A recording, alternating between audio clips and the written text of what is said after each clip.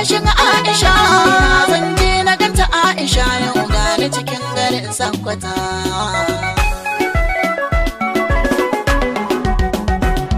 Mun kulla soyayya ni da Aisha ba ta wasa ba.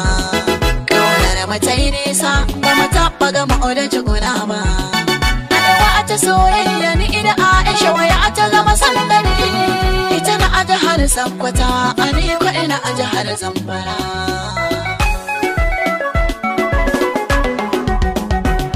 Zamfara a da Sokoto ta zarar ba a samu nisa ba.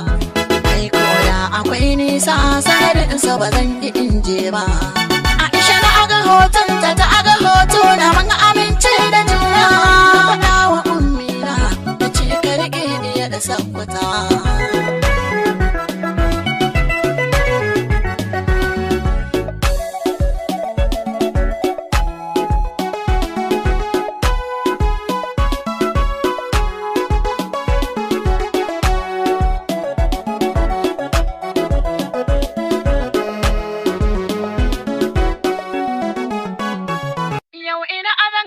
Aisha sani yanzu na sauka Sakkwato.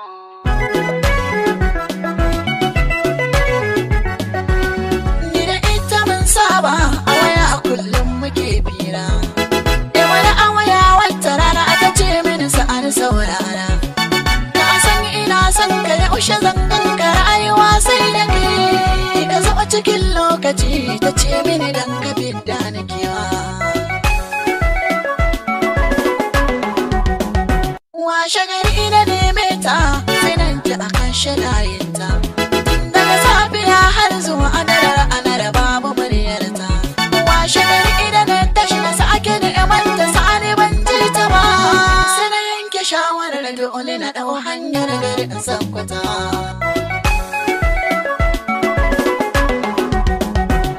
Na sauka Sokoto kuma ban sani inda zan je ba.